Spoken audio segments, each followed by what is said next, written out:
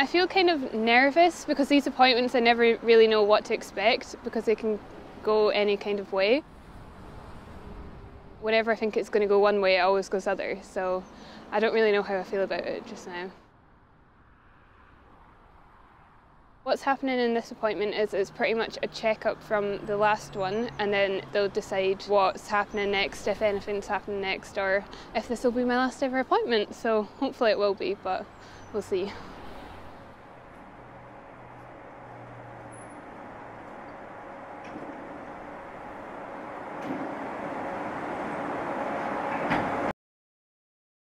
To understand what this appointment really means, I have to take you back to 7 years ago.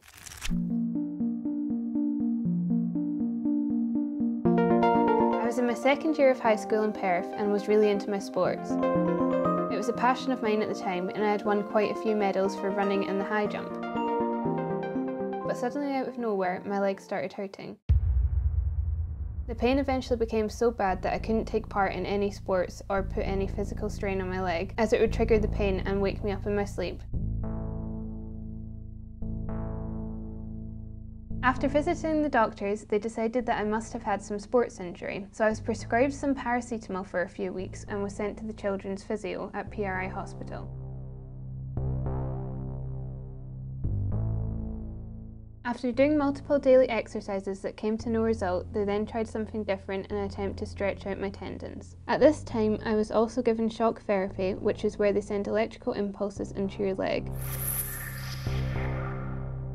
When I turned 15, I couldn't go to the children's physio anymore, so I was sent to the adults physio to continue this treatment. This is where I was told by the adult physiotherapist that the treatment was not working at all. The decision to get an ultrasound scan of my tendons was made. As I was waiting for a few months for the ultrasound appointment, the pain in my leg was gradually getting worse, which meant that I had to go on even stronger painkillers and was also prescribed cocodamol. I finally went for my ultrasound scan, and when I went to see the results, there was nothing there.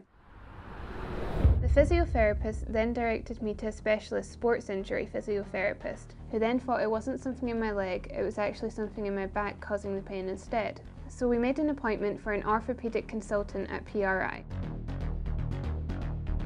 After both the consultant and the specialist physiotherapist examined my back, they thought my back was out of line. So they decided they wanted me to continue my physiotherapy as well as have an MRI scan on my back to see what the problem was. After months of having my back realigned and waiting for an MRI, I finally got the scan and eventually received the results.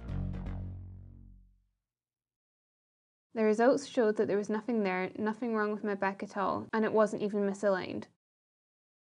After this result, the consultant then referred me to the mental health department at PRI because they believed there was nothing wrong with me.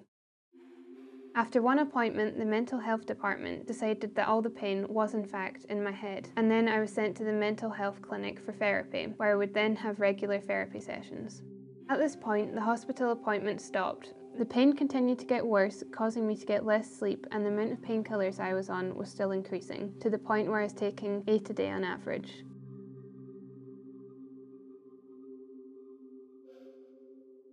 Nobody believed that the pain was real. The therapist was trying to get it out of my head. Even my family doubted that I was telling the truth. So with nobody believing me, I quit the therapy sessions, and for another 6 months I had no appointments with anyone at all. During that summer, I went on a family holiday to Spain, and this was when my mum started to believe there was something wrong with me, something that was physically causing the pain in my leg. When we got back home to Scotland, we arranged a new doctor's appointment with a new doctor, so I was then sent back to the orthopaedic consultant at PRI. When I was at the appointment with my original consultant, they decided to give me an x-ray on that day.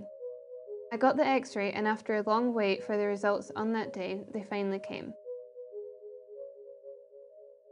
I went into the consultant's office and they told me, "There looks like there's something wrong with the bone, but we don't know what it is." They showed me the x-ray and there was a large black area which was shown on the bone.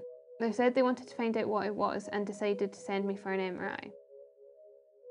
When I got the MRI, I was told to wait in the waiting area. Then the radiographer came out to speak to me and said, "I think I've got some good news for you. We think we finally know what's wrong with your leg." I was then told to wait for a phone call to receive the results.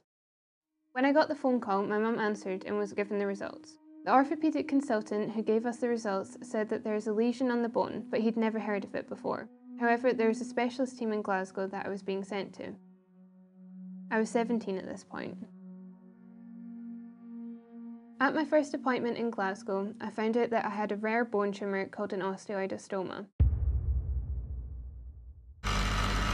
This is a bone tumour typically found in males aged 4 to 25 who are 3 times more likely to get it than females are. They said I had 3 options. Firstly, don't do anything and see if it goes away by itself, which they didn't recommend because of how long I'd already had it. Secondly, get an operation involving radiotherapy, known as RFA treatment. Or thirdly, to remove the piece of bone from my leg, which they didn't recommend because my tumour was right beside a main artery and it would have been a very dangerous operation. That day, I signed the contract for the radiotherapy operation, so I was immediately put onto the next list to get the operation and was given my date that day.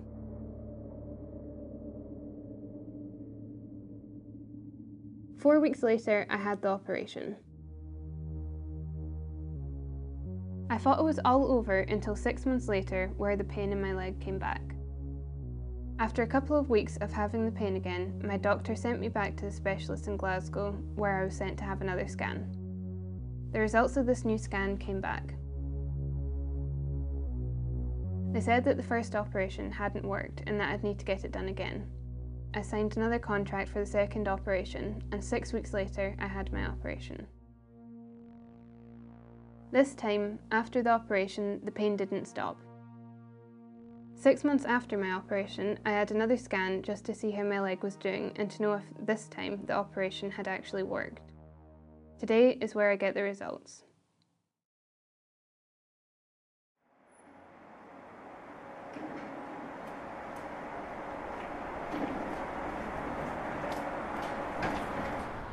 Basically, they asked me if I'd been having pains in my leg recently, which I said no, because I haven't, only if I'm ever walking up hills or if I try and walk quickly, which they thought was a really good sign, and they basically think that the operation has worked this time. I feel like I have a huge weight lifted off my shoulders, seriously, I have not felt like this in a long time. It's very weird. I have no more appointments and I'm only to go back if it hurts again, and then I need to phone and make another appointment. But basically, they think I do not have any more bone tumour in my leg. Yay.